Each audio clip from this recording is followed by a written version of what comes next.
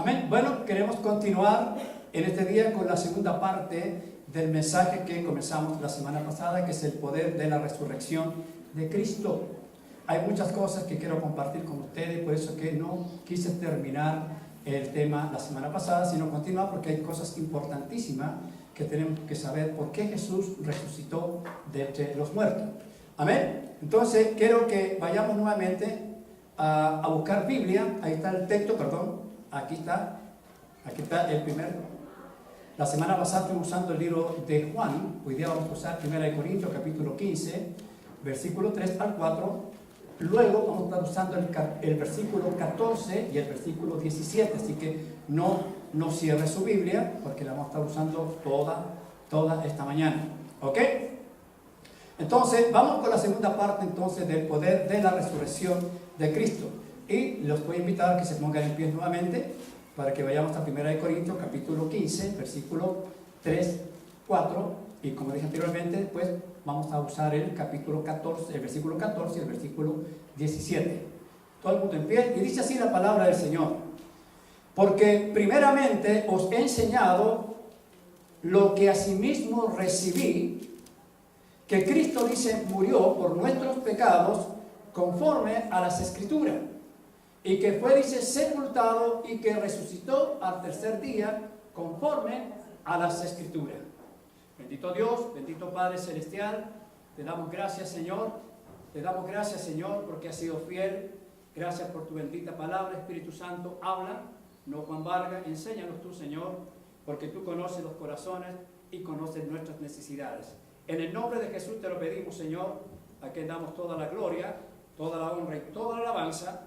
Y el pueblo de Dios dice, amén. Tomen asiento, hermanos.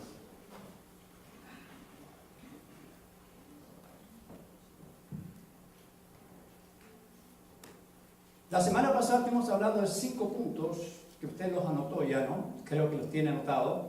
Y si en cualquier caso se le ha olvidado, recuerde, vaya a nuestra página web y ahí puede encontrar el mensaje de la semana pasada. El hecho, hermano, de que Jesús vive en el día de hoy significa que Él es poderoso también para salvar en el día de hoy. Porque su resurrección no es solo una parte fundamental del Evangelio, sino que es el pegamento, diga conmigo, pegamento, que sostiene cada parte del Evangelio. Sin resurrección, como lo dice Pablo en 1 Corintios, el capítulo 15, ahí vamos a ver el 14 y el 17, dice, nuestra fe es vana. Si Jesús no hubiera resucitado, nuestra fe es vana. Pero vamos al versículo 14 para que lo entienda mejor, como Pablo lo explica mejor. Dice, y si Cristo no resucitó, vana es entonces nuestra predicación y vana es también vuestra fe. El 17 dice lo siguiente, y si Cristo no resucitó, vuestra fe, que dice, es vana. Aún estáis, dice, en vuestros pecados. Pero entremos al segundo punto, que es el punto número 6, que vamos a tratar en el día de hoy, que dice que en su resurrección Cristo prueba que Él es el Hijo de Dios. Yo he explicado mucho sobre eso, cómo es el desarrollo de todo eso. Y vamos entonces al libro de Romanos capítulo 1, 14, para que la Biblia nos explique mejor esto. Pablo dice que Él fue declarado Hijo de Dios con poder según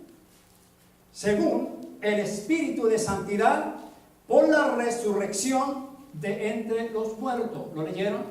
El versículo 4 del capítulo 1 de Romanos. ¿Lo leyeron? ¿Ok? Como podemos ver, pongan atención, como podemos ver, el mismo Espíritu que lo declara Hijo de Dios fue el mismo que lo engendró. El mismo Espíritu que lo declara Hijo de Dios fue el mismo que lo engendró y le dio vida en el vientre de María. Vientre donde se formó físicamente. Jesús se formó físicamente en el vientre de María y era necesario que así fuera, porque tenía que ser un hombre de carne y hueso quien le iba a arrebatar al diablo lo que le había él arrebatado a Adán en el huerto del Edén. Este mismo Espíritu luego lo apartó para cumplir así el plan de salvación, resucitándolo de los muertos y así vencer el imperio de la muerte que tenía legalmente sobre la humanidad el diablo. ¿Por la transgresión de quién? De Adán. Fíjense que un pecado tan sencillo como lo miran a veces la desobediencia puede traer tantos prejuicios y tantos resultados negativos. Cuando usted desobedece, hermano, usted le abre una puerta legal al diablo que usted no se puede imaginar. Usted dirá, bueno, pues hay pecado más grande que la desobediencia. No, no, no. Para Dios, para el mundo, se establecen otras leyes y el hombre le da calificativos y le da volumen al pecado. Pero para Dios el pecado más grande que Él es abominable ante su presencia es la desobediencia. Y el libro está lleno, hermano, de mandamientos. La Biblia está llena de mandamientos que Dios nos manda a cumplir. Pero usted, a veces obstinadamente, obstina, hermano, por hacer lo contrario a lo que Dios le dice. Ahora, si Jesús hubiera quedado muerto, supongamos, Él habría sido como los millones que han venido antes de Él y como los millones que vendrían después de Él sin esperanza. Pero gloria a Dios que no sucedió así con Él, puesto que en su resurrección prueba de que Él es el que era y el que debía de venir.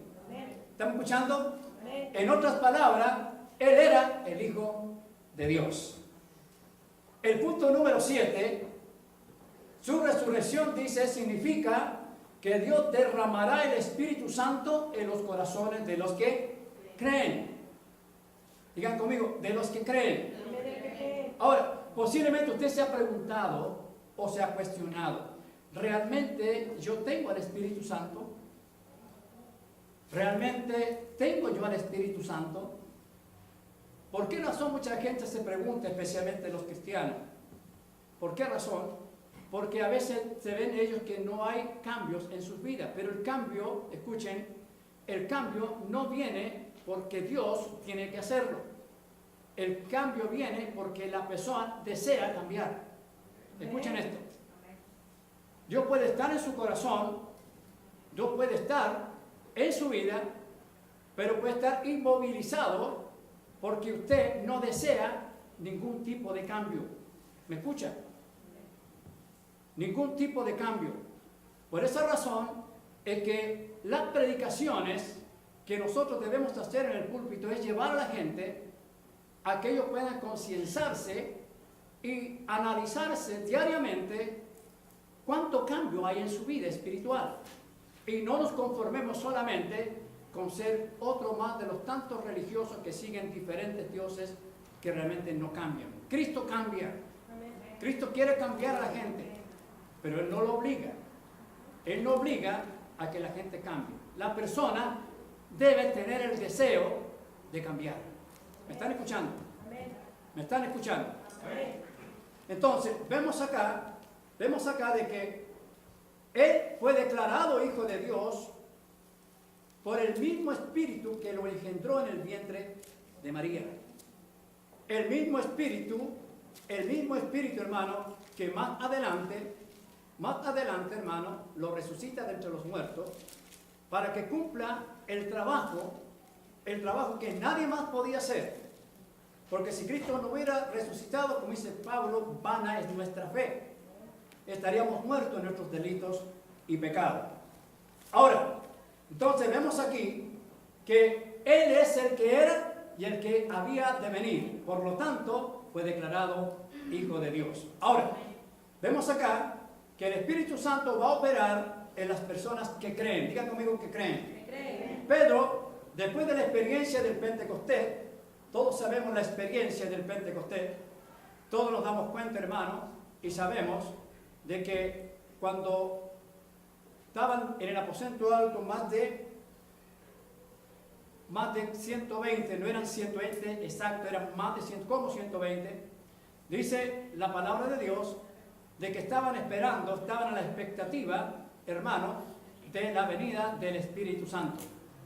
Entonces vemos acá de que el Señor cumple su palabra porque Él sabía que el único que podía ayudar a la iglesia era la presencia y el poder de Dios en el corazón del hombre. Entonces, podemos ver de que Dios, en su misericordia, quiso traer esa experiencia a la cual los apóstoles la recibieron y la pusieron por obra. Entonces, nos damos cuenta aquí que cuando Pedro empieza a hablar de su experiencia. Dije, hablar de su experiencia. Entonces dice el versículo, vamos al versículo, hermano, de Hechos capítulo 33, 2:33. Dice, a este Jesús, dice, resucitó Dios, de lo cual todos nosotros somos testigos. Ahora, quiero que entienda esto, hermano. El Espíritu Santo es para que usted, hermano, sea testigo de Cristo. Lamentablemente, digo, erróneamente, pensamos que el Espíritu Santo es para otras cosas, pero no para hacer lo que Dios realmente quiere que haga su pueblo. El Espíritu Santo es para darte poder, para llevar vida a los que están muertos en sus delitos y pecados. El Espíritu Santo es para que tú tengas el poder de hablar las buenas nuevas del Evangelio. Digo, es lamentablemente que al Espíritu Santo se le da otros lugares, otros oficios, cuando este es el más importante. Por eso que dice, de lo cual nosotros somos testigos, porque ellos estuvieron con Jesús. El versículo 33 dice, así que exaltado por la diestra de Dios, y habiendo recibido del Padre la promesa del Espíritu Santo, ha derramado esto, decía Pedro, diciéndole a la gente que cuestionaba. Si usted lee el capítulo 2 de Hechos, va a encontrar un montón de insinuaciones que hacían las personas. O están borrachos, o están llenos de mosto, etc. Pero él estaba explicando de lo que estaba sucediendo en ese momento, era de que Dios había derramado la promesa sobre ellos. Y fíjense, para que ponga atención, el Espíritu Santo, usted lo tiene porque fue el sello que el Señor puso en su corazón cuando usted lo recibió como Señor y Salvador de su vida. Pero puede ser que quede usted con el sello, pero con la botella vacía. Es como tener una botella de Coca-Cola que dice Coca-Cola, pero no tiene líquido interiormente. Y así está la iglesia. Está con el sello, pero está sin líquido, está sin fuerza, está sin poder. Entonces, el Espíritu Santo viene cuando las personas obedecen lo que el Señor les pide. Él le dijo a los discípulos que esperaran hasta que viniere sobre ellos el poder del Espíritu Santo. No dijo, váyanse a Las Vegas, váyanse a los casinos, vayan a hacer lo que se les dé la gana y yo en cualquier momento derramo mi presencia sobre ustedes. ¿Eso dice la palabra de Dios? No, los mandó a estar juntos, unidos. Digan, unidos. Unánimes, en coinonía, en oración, en ayuno.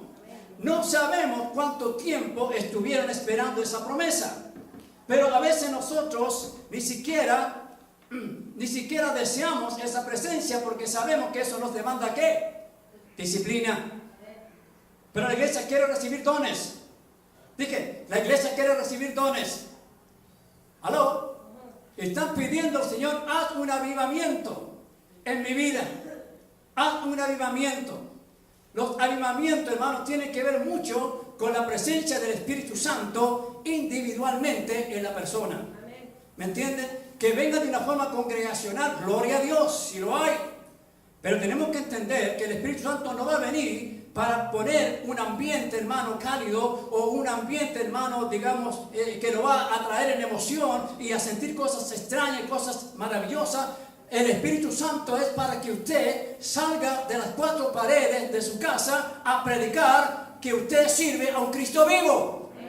Amén. Dije, a un Cristo vivo. Amén. Un Cristo que tiene poder para cambiar vidas, para romper las ligaduras que el diablo tiene sobre las personas. Pero malinterpretamos todas estas cosas porque nosotros queremos ver muchas más la emoción que la verdadera presencia de Dios en nuestras vidas. Ahora, vemos aquí entonces que después de la resurrección y ascensión de Cristo, dice que Él mandó el prometido Espíritu Santo para continuar su trabajo. Dije, el Espíritu Santo fue mandado para que tú y yo continuemos con el trabajo que comenzó Jesús en la muerte y en su resurrección. ¿Me están escuchando? Ahora, vemos aquí entonces que Jesús comenzó un ministerio terrenal, pero la iglesia de Cristo es la que debe terminarlo. Dije, la que debe terminarlo. Recuerde, el Espíritu Santo viene para ayudar a su pueblo, para darnos fuerza, convicción y dirección necesaria para que podamos vivir una vida santa. Diga conmigo, santa. ¿Y por qué santa, pastor? Porque esa vida santa va a llevar al convencimiento a los que están en las manos y en las garras del diablo y en pecado, a que hay una esperanza de poder cambiar. ¿Me están escuchando? El Espíritu Santo, hermanos, es el único que convence a los hombres de sus pecados, como lo explica Juan capítulo 16, 8, donde dice, y cuando venga, ¿qué? Refiriéndose al Espíritu Santo, convencerá al mundo de pecado, de justicia y de juicio. Muchas veces nosotros queremos cambiar la gente, pero no cambiamos nosotros. O queremos convencer a la gente, ni nosotros estamos convencidos de lo que estamos haciendo. Porque no hay testimonio. El Espíritu Santo viene para cambiar. El que transforma la vida del creyente es el Espíritu Santo cuando tú lo anhelas o cuando tú deseas cambiar. El capítulo, mejor dicho, el punto número 8 dice: la resurrección de Cristo nos da una esperanza viva. Diga conmigo, esperanza viva. Esperanza viva. Vaya primera de Pedro 1, versículo 3 al 4. Dice, bendito el Dios y Padre, dice Pedro, de nuestro Señor Jesucristo, que según su grande misericordia nos hizo renacer para una esperanza viva. Si usted no está experimentando esta esperanza viva, creo que está en wrong track. Está en un camino equivocado. Y lamentablemente es lo que está sucediendo en las iglesias actuales contemporáneas, donde vamos a un culto, se pasa bien, se goza bien, pero salimos afuera a hacer lo mismo que hacíamos cuando entramos a la iglesia. Muy parecido a los cultos religiosos que teníamos antes en nuestras vidas. Eso es lo que está pasando en el mundo actual. Por eso es que los padres tienen que tener mucho cuidado con sus jóvenes, niños. ¿Qué testimonio le están dando en sus hogares? No le hablen de disciplina si ustedes son indisciplinados. ¿Ok? No le hablen de cambiar, que ellos deben cambiar, que tienen que cambiar sus amistades si usted no cambia sus hábitos. ¿Ok? Usted tiene que cambiar. Usted es la única persona que puede llevar a su hogar a un cambio radical, digamos, hablando de Cristo. No diga que la iglesia tiene que hacer ese trabajo. No, usted, los padres, son los que tienen que hacer ese trabajo. Porque todos le echan a la iglesia. En la escuela dominical le van a enseñar. No, usted en su casa tiene que enseñarle a sus hijos, tiene que educar a sus hijos. ¿Me entiende? La iglesia es solamente para que vengan a repasar y a preguntar muchas veces lo que ustedes le han enseñado.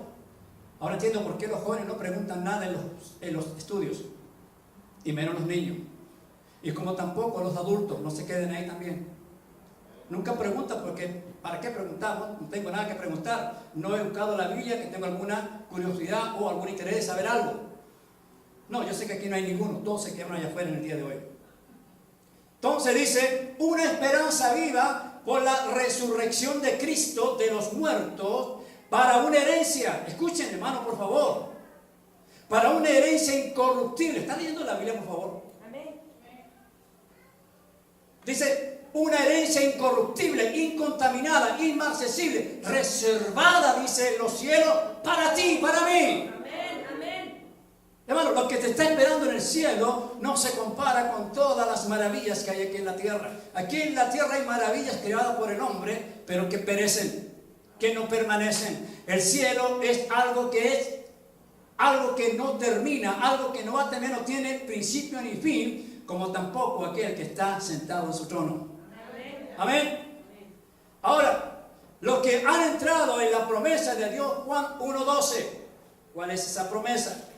¿Se la saben? Deberían sabérsela. Deberían sabérsela de memoria. Juan 1:12. No se la voy a leer porque usted debería saberla. Porque esa es parte del trabajo que usted debe hacer para el Señor. Dice, en la promesa de Dios, Juan 1:12, estos son los herederos.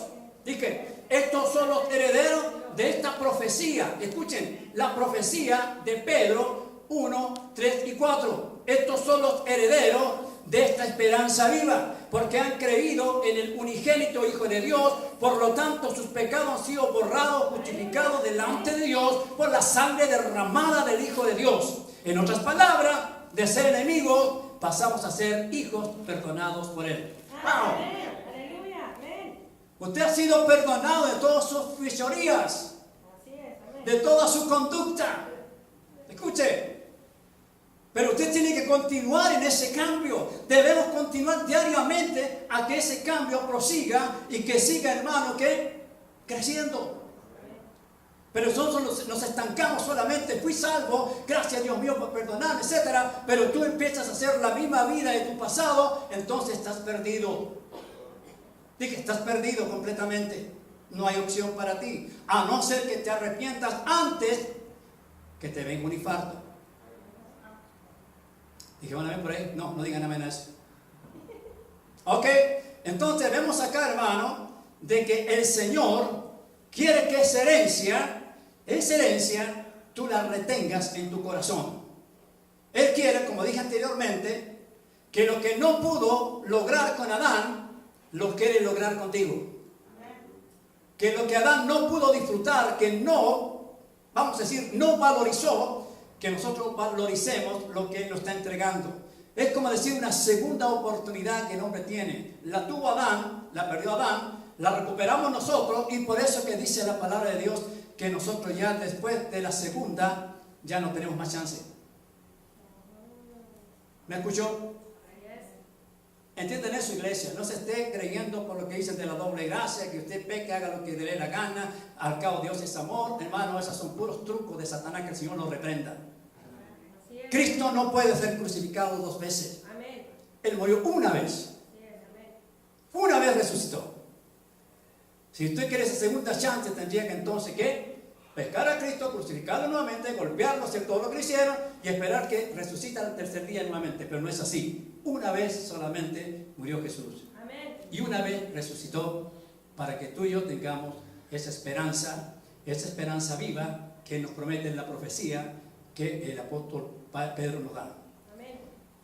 9. En su resurrección nos garantiza, escuchen esto y pongan atención y tengan todos sus textos listos porque los vamos a usar. En su resurrección nos garantiza que resucitaremos al igual que Él. Dije, al igual que Él. Ahora, de acuerdo a la palabra de Dios, Cristo es el primogénito, la primicia de la resurrección de la muerte, y en su resurrección Él es precursor de la resurrección. Es verdad, hermano, escuchen esto. Es verdad que en su ministerio terrenal algunos revivieron, como Lázaro. Dije, revivieron, no resucitaron, revivieron. No malinterpretemos la palabra. Ahora, revivieron, pero no para la vida eterna, porque luego murieron. La resurrección de los muertos es aquel que va a resucitar como Él y va a vivir eternamente. ¿Ven la gran diferencia? ¿Me entiende? Entonces, vemos aquí que la resurrección de Cristo nos da la garantía a aquellos que hemos creído en Él y que le hemos seguido a una resurrección eterna. Fíjense, por eso, hermano, quítese esa imagen religiosa, quítese ese saco religioso, hágase un cristiano verdadero. No venga a la iglesia nomás porque, como lo hacía anteriormente, que va a la iglesia porque piense que pues el Señor, pues, claro, la iglesia es para que nosotros seamos sanos, desde luego. Pero no haga que porque viene a la iglesia usted ya es más santo y es más salvo. No, usted viene aquí porque usted necesita del Señor. Yo vengo aquí porque necesito de mi Señor. Este es el hospital, la iglesia es el hospital del creyente. Aquí Dios nos sana, aquí Dios nos libera, aquí Dios nos restaura. Aquí Dios nos pone en paz unos con otros. ¿Entiende? Un hospital angelical, un hospital espiritual. Vaya a Apocalipsis capítulo 1, versículo 5 y después al 18. dice que Él es el primogénito de los muertos. No hay otro primogénito. Anteriormente hablábamos con mi esposa y decíamos, ¿cómo está eso? Como Él es el primogénito, ya lo dije anteriormente, si antes habrían revivido. Dije, bueno, revivieron, pero no resucitaron. Él es el único resucitado hasta el día de hoy. Nadie más. El único resucitado hasta el día de hoy. Y eso nos da garantía que si creemos en Él, también resucitaremos como Él resucitó de entre los muertos. Dice Apocalipsis 1:5. Él es el primogénito de entre los muertos y el soberano de los reyes de la tierra, al que nos amó. Dije, al que nos amó. Amén. Diga fuerte conmigo, al que me ama. Que me ama. Diga fuerte, al que me ama. Al que me ama. Dice, y nos lavó de nuestros pecados con su sangre. Vaya al 18 ahora. El que vivo, dice, hablando Jesús a Juan, y estuve muerto, dice, mas he aquí que vivo por los siglos. Aleluya. Vivo por los siglos de los siglos, dice, amén. Y tengo las llaves de la muerte y del Hades. Quiere decir, hermano, que si Él venció la muerte y le quitó las llaves a la muerte, quiere decir que todos los que creen y siguen y le obedecen y le sirven a Él con todo su corazón, también, hermano, vivirán por la eternidad. Y esa es la promesa que tú debes agarrarte en los momentos de aflicción, en los momentos de conflicto, en los momentos de tribulación, en los momentos de prueba. Agárrate del Señor. Señor, yo sé que esto está real, yo sé que esto es físico, yo sé que esto es económico, yo sé que esto es social, yo sé que esto es emocional. Dios mío, son cosas que yo no puedo evitar, pero algo me fortalece, Señor, que después de la tribulación hay una recompensa, hay una salida, porque yo sé en quién he creído y en quién le he dado mi alma y quién la cuida y quién la protege. Amén. Dice 1 Corintios capítulo 15 versículo 20. Mas ahora Cristo ha resucitado de los muertos, primicia, dice, primicia de los que durmieron es hecho. Qué maravilloso, hermano, cuando empezamos a alimentar nuestro espíritu con estas palabras.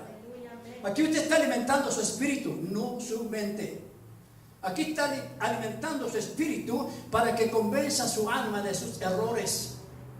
El espíritu, cuando recibe esta palabra, es el alimento, es la vitamina que necesita para llevar un convencimiento a nuestra alma pecaminosa. Porque nuestra alma está subyugada, está seducida por esta carnota. Esta carne le hace, no, aquí las cosas terrenales valen más que las cosas que tú no ves. Son promesas, te dice. Pero la carne dice, yo quiero cosas reales. Yo quiero carne. Yo quiero placer. Yo quiero tequila. Yo quiero cerveza. ¿Aló? Esto es real, le dice al alma. Esto es real. Pero el Espíritu le dice, no le escuches. Porque todo lo de la carne, carne es. Y así como nació, va a morir. Dije, va a morir. Pero tu alma tiene un propósito mejor. Tu alma tiene un futuro mejor. Por eso que el Hijo de Dios vino a pagar para buscar y encontrar lo que se había perdido. El alma perdida, hermano, es encontrada por el Señor en su sacrificio, en su muerte y en su resurrección. Y lavada y limpiada con la sangre que Él derramó en la cruz del Calvario.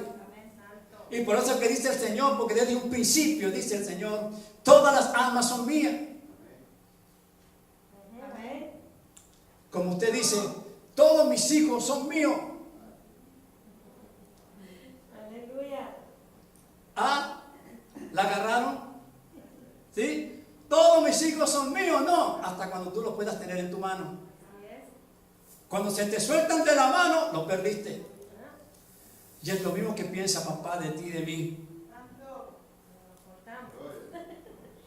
¿Me está escuchando? Cuando nosotros empezamos a mirar que tenemos alitas, nuestros hijos empiezan alitas, ya usted empieza a perder el control de ellos. Y así también los hijos redimidos por el Señor empiezan a darse cuenta de que pueden tener capacidades para hacer lo que se les da la gana. Y se empiezan a deslizar de las manos del Señor. Ya no los puede retener. como usted tampoco puede retener a sus hijos. Usted no le puede decir a sus hijos que quiere que se case con fulanito o con fulanito. Ellos se van a casar con la persona que menos usted quiere. Usted no le puede obligar a sus hijos que sean profesionales como usted. Usted quiere que ellos sean abogados, qué sé yo. No, ellos quieren ser mecánicos y punto. ¿Me está entendiendo? Esa misma reacción, digamos, literal, física que tenemos los seres humanos, así también sucede con los hijos espirituales de Dios. Por eso es que solamente aquellos que aman a Dios, aquellos que aman a sus padres, le obedecen. Cuando hay hijos que aman a sus padres, le obedecen. ¿Me escuchan? Le obedecen. Pero cuando sus hijos se dan cuenta que ellos son otros seres humanos, igual que su madre, igual que su padre, y empiezan a ver, escuchen esto para que veamos el daño que se le hace a los hijos muchas veces. El comportamiento que tienen los padres a veces hace que sus hijos, hermanos, queden marcados. Marcados, ¿saben que esos quedan marcados? Mujeres que no quieren casarse porque vieron cómo su madre trataba a su esposo. Hijos que no quieren casarse porque vieron cómo su padre trataba a su esposa. ¿Me está escuchando? Pero cuando hay hijos agradecidos, hijos que valorizan, no mirando los errores de sus padres, mirando solamente que ellos fueron bendecidos con el hecho de estar vivos aquí en la tierra, porque ellos fueron los conductos para estar aquí vivos y coleando.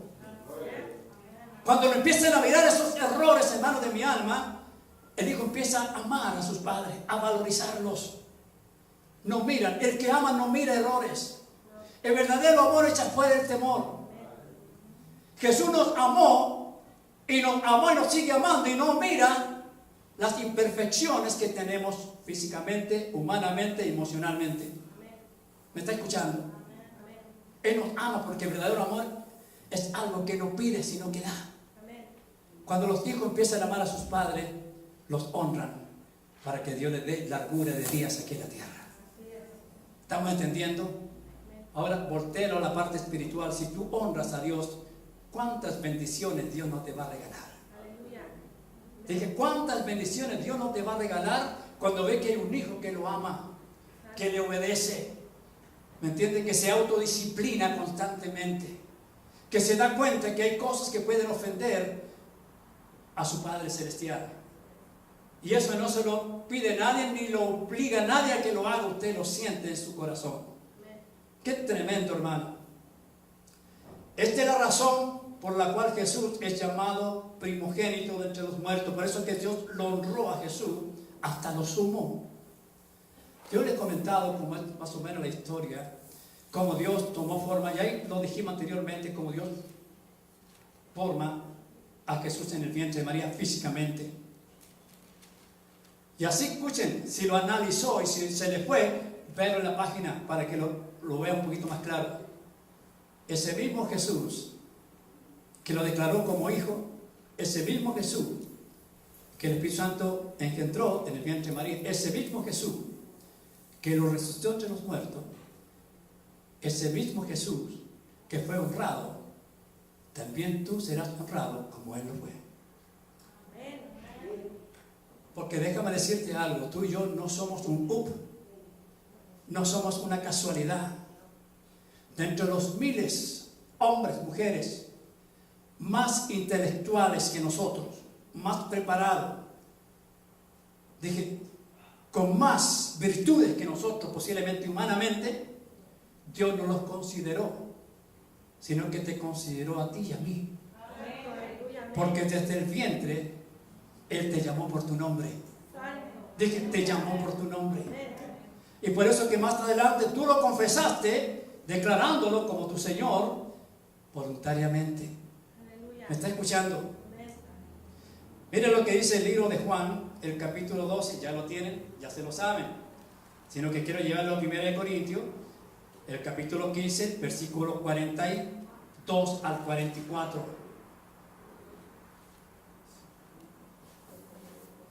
Mejor dicho, vamos al 15:54 primero. 15:54, sí. Y Pablo dice, y cuando esto corruptible, ¿a qué se refiere? corruptible. Diga conmigo corruptible. Corruptible. Algo es el alma. No. Entendamos esto. Dice, cuando esto corruptible se haya vestido de incorrupción, hablando de cuerpo, de su cuerpo. Y esto mortal, digan, y esto mortal se haya vestido de inmortalidad, entonces se cumplirá la palabra que está escrita: sorbida es la muerte en victoria. Porque la muerte física es el resultado del pecado. El pecado es el aguijón que te lleva a la muerte. Ahora el capítulo 15 de 1 Corintios dice 42-44, así también en la resurrección de los muertos se siembra en corrupción y resucitará en incorrupción. Los que tienen un conocimiento un poco, hermanos, de agricultura, saben que para plantar y recibir después el fruto tienen que enterrar la semilla. De que enterrar la semilla. Y después ve que usted la entierra, resulta que con el tiempo esa semilla empieza ¿qué? A florecer. Es lo que te dice el Señor de tu cuerpo. Es necesario que este cuerpo tenga que morir para resucitar en incorrupción y en inmortalidad. Dice ahora el versículo, estamos en el 42-44. Se siembra, dice, en deshonra. Dice, se siembra en deshonra, resucitará en gloria. Se siembra en debilidad y resucitará en poder. ¿Por qué no leen la Biblia, por favor? Lean la Biblia, por favor. Yo no creo que haga religión aquí. Tenemos aquí a escuchar la palabra de Dios. Que Dios te hable. Estamos en momentos críticos.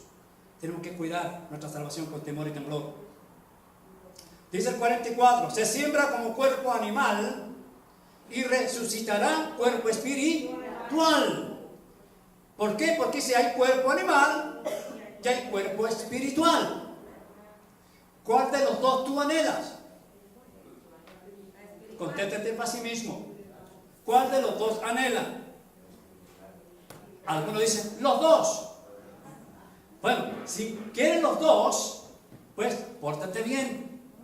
Obedece al Señor. Porque Él también tiene un cuerpo glorificado para ti, como el que tiene Él cuando resucitó de entre los muertos. Pueden decir amén. Los que verdaderamente aman a Dios anhelan esta nueva vida. Por eso, hermano, que una de las cosas que yo he visto, hablando humanamente ahora, es el apego que tiene el ser humano a la tierra. Ese apego, ese anhelo, hermano, de no querer morirse. Pero te vas a morir igual. ¿Me estás escuchando? Tú no puedes retener, tú no puedes pelear contra la muerte viene y te va. No importa la edad que tenga, no importa la posición que tenga, no importa el digamos, nivel cultural que tenga, no importa el intelecto que tenga, no importa la riqueza que tenga, te vas a morir. Este pastor habla muy fuerte. Pero tengo que hablar de la realidad. No puedes apegar tu vida a la tierra. Tienes que pensar en tu futuro. Tienes que pensar qué pasa más allá de la muerte. No, que ahí ya se acabó todo. No, te equivocaste. Después de la muerte comienza la verdadera vida. Aquí en la tierra solamente tiene términos, tiene años. Pero después de la muerte, Eduardo, comienza la vida eterna. Miles de años. No 60, no 70, no 80, no 100. Y esa es la vida que quiere Dios para ti. Esa es la vida que le dijo a Adán, vas a heredarla si obedeces mi mandamiento. Wow. Ay.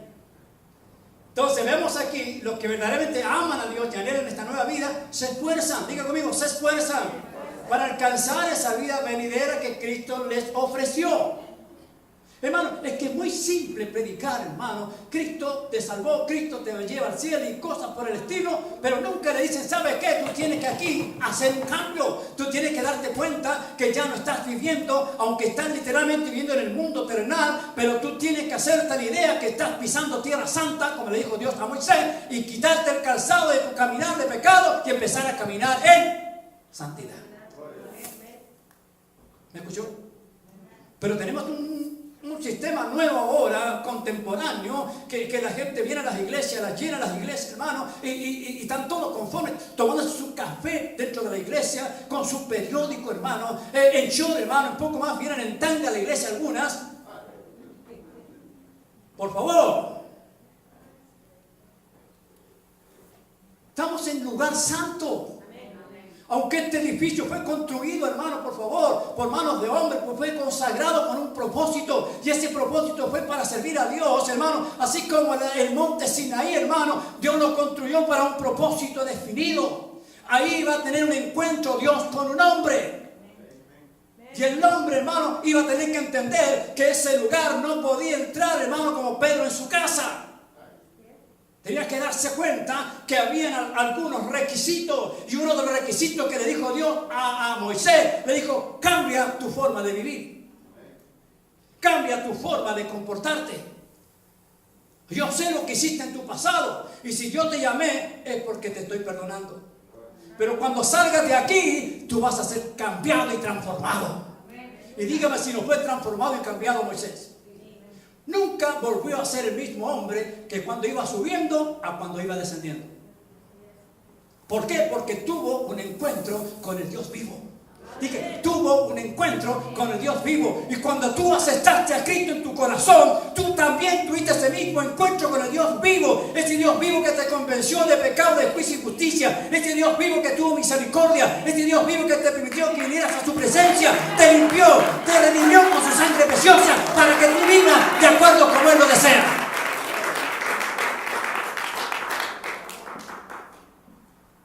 Esa nueva vida la deseamos todos. ¿Por qué? Porque esa vida ya no habrá más sufrimiento, ni injusticia, dolor, ni enfermedades, sino que disfrutaremos en su plenitud, tal como Dios lo había planificado para Adán y Eva. Vaya a 2 Corintios 5, 1 y 2.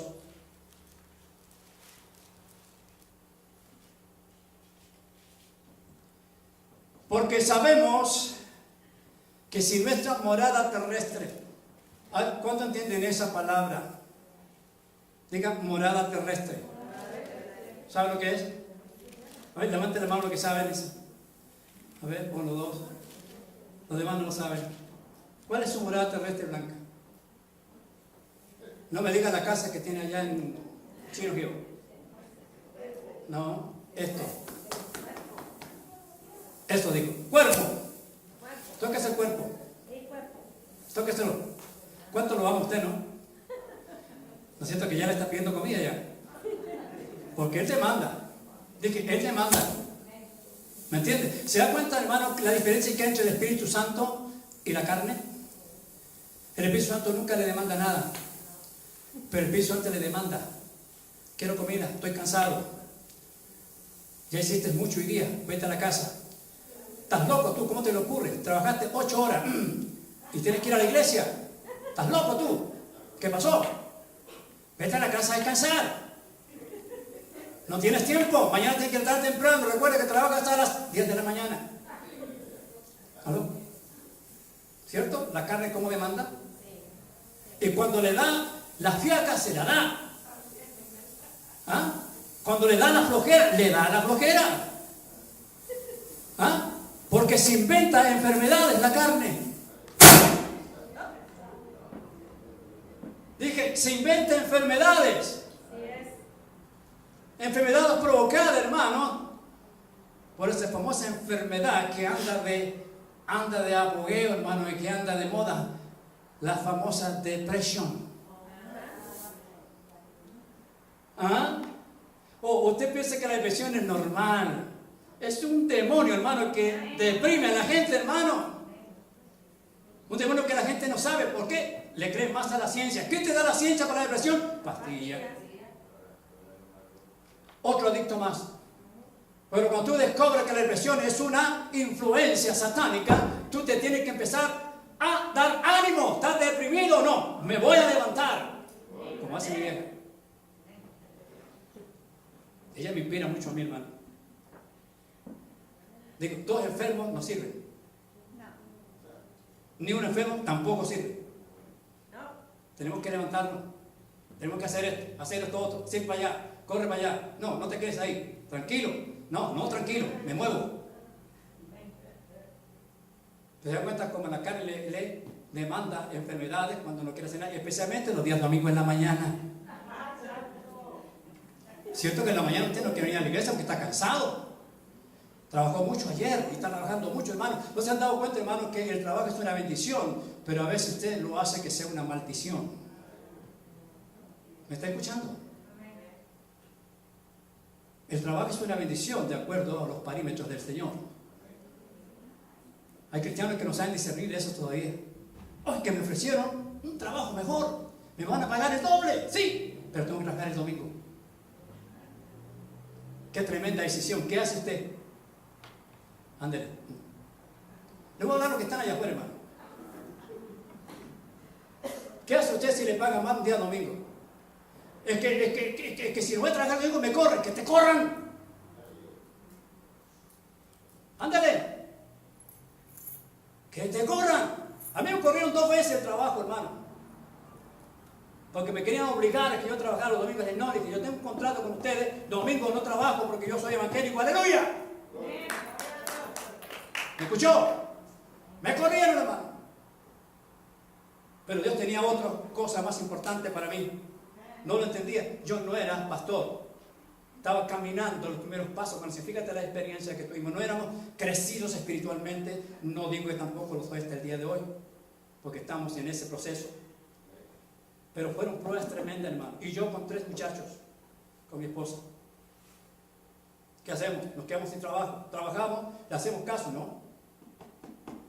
Estamos creyendo en un Dios vivo. Le estamos creyendo a Él. Le hemos dado nuestra vida a Él. Y como Dios nos ha recompensado, guardándonos, protegiéndonos, sustentándonos, cubriéndonos, protegiéndonos y haciendo tantas cosas que si nosotros lo hubiéramos hecho por nuestros propios medios, yo creo que ya no estaríamos aquí ya. Dios nos tiene aquí todavía porque Él tiene un plan, y ese plan Él lo va a terminar en nosotros, como también lo va a terminar contigo. Pero para eso tienes que ser probado, ¿me entiendes? Cuando te ofrezcan algo que te va a quitar lo que tú le haces para Dios, piénsalo, no 1 vez, 2, 3, 7 veces piénsalo. Aunque te aparezca la oferta muy tentadora, fíjate en los beneficios y los contras. Fíjate en los beneficios que tienes literalmente, humanamente, y fíjate en los beneficios que vas a interrumpir de lo que Dios te da todos los días. Podrás tener todo lo que quieras, pero todo eso es pasajero. Dije, todo eso es pasajero. Dije, todo eso es pasajero. Dios en primer lugar. Diga conmigo, Dios en primer lugar. Más fuerte, Dios en primer lugar. Segundo, tu familia. Y tercero, la iglesia. Cuando tú tienes estos propósitos bien definidos en tu vida, tú eres más que vencedor. Pero recuerda, Dios es celoso. No comparte su gloria con nadie. Y tú eres su gloria. Dije, tú eres su gloria. Dáselo fuerte, si se lo vas a dar, dáselo fuerte, Señor.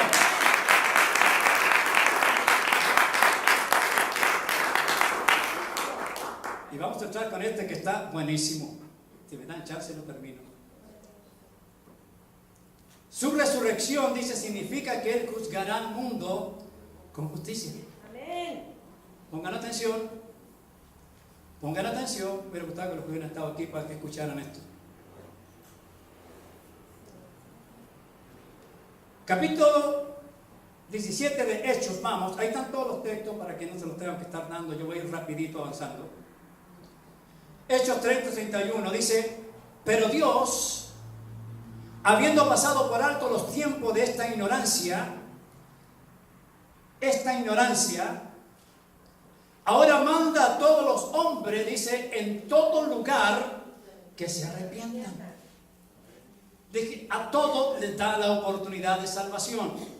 31 dice: por cuanto, dice, ha establecido un día en el cual juzgará al mundo con justicia. Por aquel varón a quien designó, dando fe a todos, dice, dando fe a todos, con haberle levantado de los muertos. Un día, al final de los tiempos, la Biblia nos dice que habrá un juicio final, que es denominado como el juicio del trono blanco. Escuchen, donde todas las personas del mundo serán juzgadas por las cosas que han hecho. Pero vayamos a Apocalipsis 20, 11 al 15, para que podamos entender mejor esto. Y dice Juan, y vi un trono blanco, y al que estaba sentado en él, delante del cual huyeron la tierra y el cielo, y ningún lugar se encontró para ellos. 12. Y vi, dice, a los muertos, grandes y pequeños, de pie ante Dios. Y los libros, dije libros, no uno, libros fueron abiertos. Y otro libro que dice, fue abierto, el cual es el libro de la vida, donde tú estás inscrito. Bueno, digo yo. Y fueron, dice, juzgados los muertos por las cosas que estaban escritas en los libros según sus obras. 13. Y el mar, dice, entregó los muertos que él había en él, y la muerte y el Hades entregaron los muertos que había en ellos, y fueron juzgados cada uno según sus obras. Quiero que entienda esto, hermano, que toda esa gente que estamos nombrando no tiene nada que ver con ustedes. Usted es de aquellos que están escritos en el libro de la vida, pero si se distorsionó en su vida cristiana aquí en la tierra, le vamos a mostrar cuál es su resultado. ¿Quieren saberlo? 14. Y el Hades, dice, y la muerte fueron lanzados al fuego, al lago de fuego. Esta es la muerte segunda. 15. Y el que no se halló, dije, el que no se halló inscrito en el libro de la vida, fue lanzado ¿a dónde? Digan conmigo.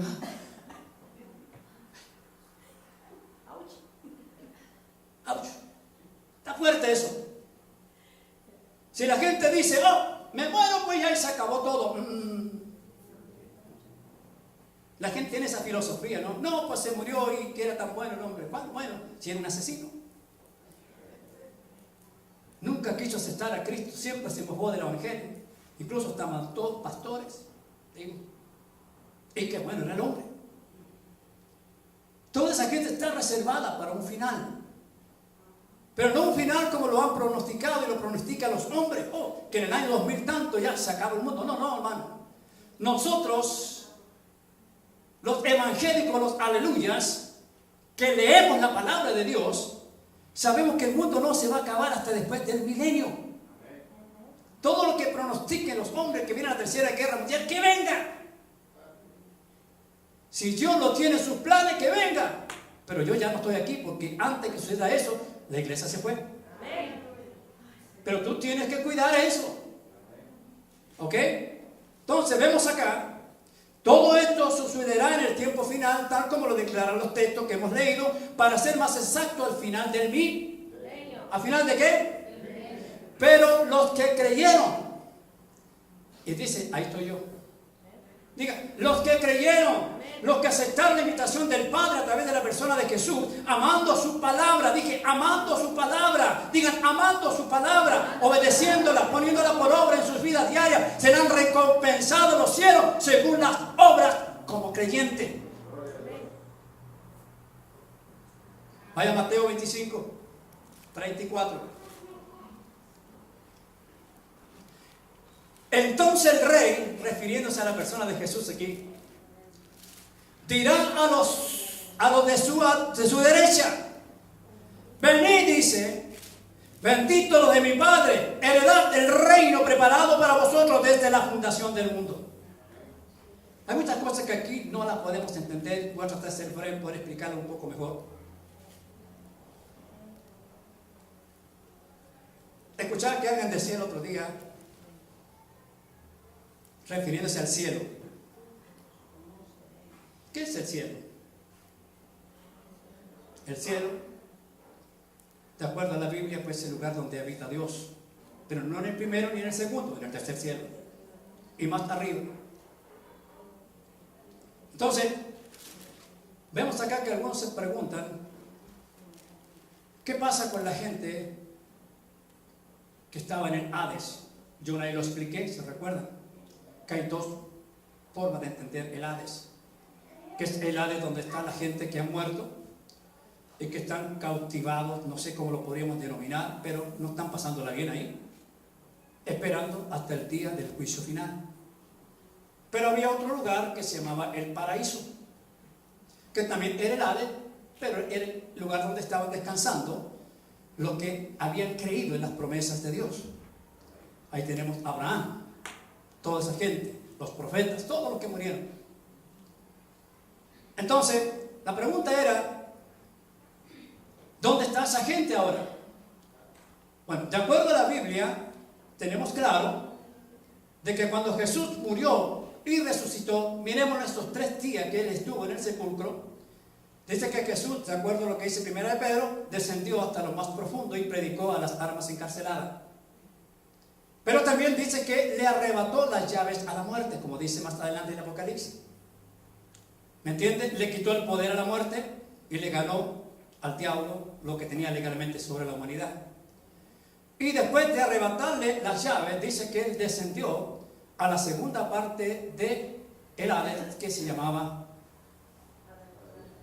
más fuerte, se llamaba paraíso. Y que de ahí llevó todos los que estaban esperando la promesa, porque ¿cómo fue que ellos fueron levantados si ellos no vieron a Jesús? Es que el hecho de que tú hayas esperado algo, y quiero que ponga atención a esto, cuando tú esperas algo, tú estás en disciplina de esperarlo. Estás ¿qué? Completamente preocupado del momento que lo vas a recibir. O sea, a ti, por ejemplo, una persona que encarga algo, que compra algo por internet, está esperando que ese artículo llegue ya a su casa. Y no se mueve de su casa. No se mueve hasta cuando aparece y se lo dejan en la puerta. ¿Me están entendiendo? Entonces, esta gente le creyó a Dios su palabra desde el Génesis hasta ese día. Y todos los que estoy nombrando, los profetas y todos los que murieron creyéndole, que más adelante en ese libro de Hebreo, ¿quién eran? Encontramos entonces ahí de que ellos estaban perseverando, esperando. Habían pasado tiempos malos, pero habían sido perseverantes, habían perseverado. Por lo tanto, estaban esperando el día de la recompensa. Y cuando aparece Jesús, los encontró todos, se los llevó a todos, desde Abraham para arriba, todo. Como dice el libro de Efesios, llevó cautiva la cautividad y derramó dones sobre los hombres. Entonces, toda la persona que muere en Cristo, ahora en Cristo, no cristino, sube al cielo, donde está Jesús. ¿Esperando qué ahora ahí? Esperando el cuerpo glorificado que el Señor le va a dar, de acuerdo a lo que dice más adelante el libro de Mateo. Capítulo 24 dice que van a recibir su cuerpo. Ahora, escuchen.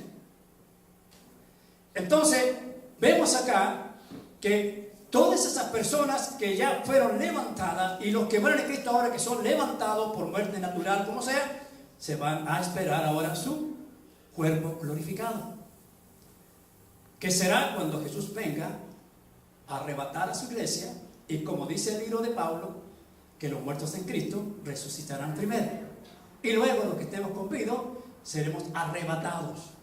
Y como dice el capítulo 15, 1 Corintios 50, 52 para abajo, y seremos transformados en un abrir y cerrar de ojos. ¿Ves? Hablándole a quién? A los que están con vida, para recibir un cuerpo inmortal, como acabamos de leer ahí. Si se les puesto, analice la página para que lo vuelvan a escuchar.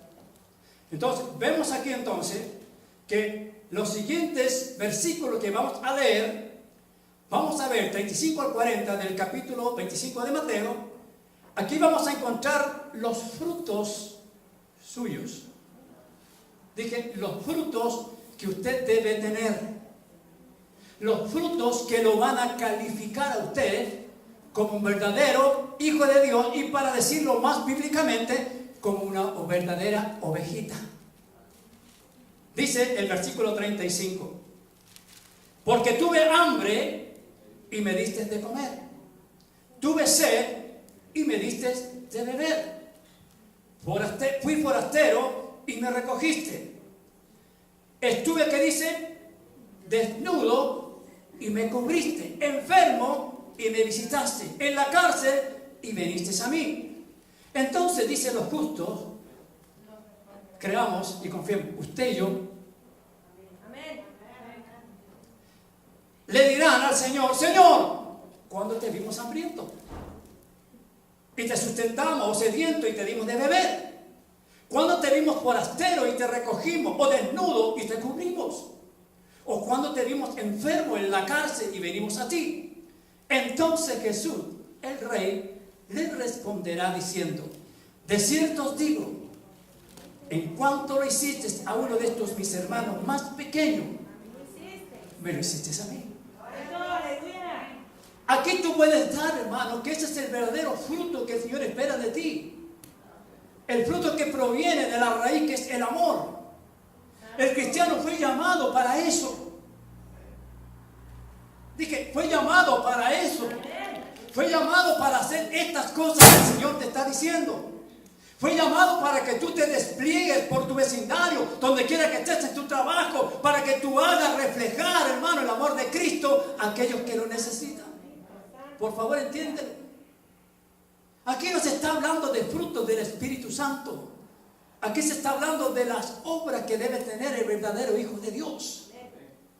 Que está lleno de envidia, está lleno de celo, que está lleno de rencor, de amargura. Porque tenemos un pueblo cristiano amargado. Esa amargura del pasado la están radicando ahora y la están, ¿qué? Compartiéndola con la que están a su alrededor. No se han querido liberar porque son cobardes. Porque aquel que tiene una aflicción en su cuerpo, lo primero que quiere hacer es liberarse de eso. Pero hay gente que sabe que están amargada, que están, hermano, llenas de resentimiento, no pueden perdonar, no saben amar, no aman a nadie, son materialistas, hermano, son carnales, hermano, pero no quieren cambiar. ¿Me está escuchando, hermano, de mi alma? Jesús, puede que subas, pero no sabemos a qué área te va a poner, en qué mano te pones, si a la derecha o a la izquierda. No lo sabemos. Solamente tú te das cuenta cuando tú subas. ¡Qué silencio!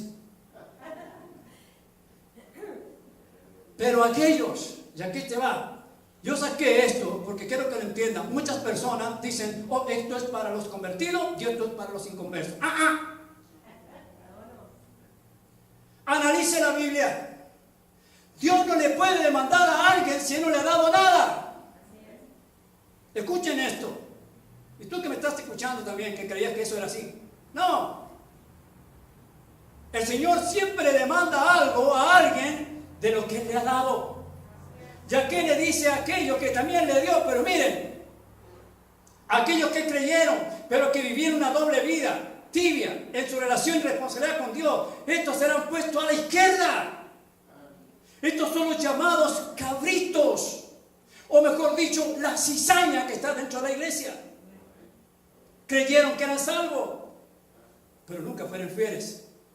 Fueron ladrones, fraudulentos, rencorosos, envidiosos, mentirosos, desobedientes y todo lo que está ahí, hermano. Pero estaban dentro del cuerpo de Cristo, metidos ahí. ¿Para qué? Para meter cizaña a los verdaderos que eran parte del trigo. Dice que vivieron una vida doble. Fueron puestos a su izquierda por su irresponsabilidad y desobediencia, los cuales Él les dirá, por favor, apartaos de mí. Y serán juzgados junto con los incrédulos, con los inconversos. Estamos hablando del trono blanco. ¿Me está entendiendo? Junto con los incrédulos, enfrentando, dice, la condenación de Dios y siendo enviados al infierno. Pero veamos la conducta de estos que dijeron que eran cristianos, pero que eran cristinos. Vaya al versículo 41-46 de Mateo 25. Entonces dirá también a los de la izquierda, apartaos de mí, malditos, al fuego eterno preparado para el diablo y sus ángeles. Porque tuve hambre y no me diste de comer, tuve sed y no me diste de beber, fui forastero, no me recogiste, estuve desnudo y no me cubriste, enfermo y en la cárcel y no me visitaste. Entonces los muy, decimos en Chile, patudos, Dirán: Señor, ¿cuándo te vimos hambriento? Es que la persona cree, hermano, que aquí las cosas Dios las pasa por alto. Él no está dándose cuenta de nada de lo que tú haces escondidamente. Ese es el error grande que tiene el ser humano. Se van de iglesia en iglesia escondiendo para no cumplir con sus responsabilidades. ¿Aló? No hay uno aquí, gloria a Dios. Cuando te vimos hambriento, sediento, forastero, desnudo, enfermo o en la cárcel y no te servimos, entonces él responderá diciendo: de cierto os digo, en cuanto no lo hiciste a uno de estos más pequeños, tampoco me lo hiciste a mí. Esto no es para los inconversos. Está hablando a aquellos que también eran parte, según ellos, del cuerpo de Cristo. Irán estos al castigo eterno y los justos a la vida eterna.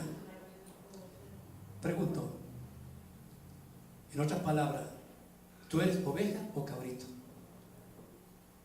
¿Eres trigo o cizaña? Todavía tienes tiempo. Tú que me estás mirando, todavía hay tiempo para ti, hay esperanza para ti, como la hay para mí también, de cambiar. De cambiar. No te dejes guiar por el movimiento cristiano modernista que tenemos en el día de hoy. Aunque te digan que eres old fashion, ¿qué importa? Pero mejor ser un cristiano primitivo que ama la Biblia, ama la palabra de Dios, y no amando fábulas, como dice las profecías de Pedro, amando doctrinas nuevas que te hacen vivir una vida cómoda cristiana. Ama la palabra, que es espada de doble filo, que llega hasta lo más profundo de tu ser para arrancar los cánceres, los tumores espirituales que están ahí quitándote la vida espiritual. Tú tienes la última palabra. Ustedes tienen la última palabra. ¿Quieren seguir siendo como son? Allá ustedes, no hay problema. Siga criticando, siga mofando a los demás. Y sigue diciendo: no le des dinero al Señor. ¿Para qué quieres dinero al Señor? Tenemos que ayudar a la familia, tenemos que mandar a pagarlo esto. Hermano, dale a Dios lo que es de Dios y a César lo que es de César. ¿Me estás escuchando? Y no te escudes en eso. Porque aunque tú le des a tu familia no te va a salvar si te vas al infierno. Oh, pero que cumple. Pero sé, hermano, sensato y sabio. Dice bien claro. ¿De quién es esta moneda? ¿De qué dice? Oh, del mundo. ¿Por qué? Pues darle al mundo lo que es del mundo. Pero darle a Dios lo que es de Dios, dijo Jesús. Póngase en pie. Dáselo fuerte al Señor.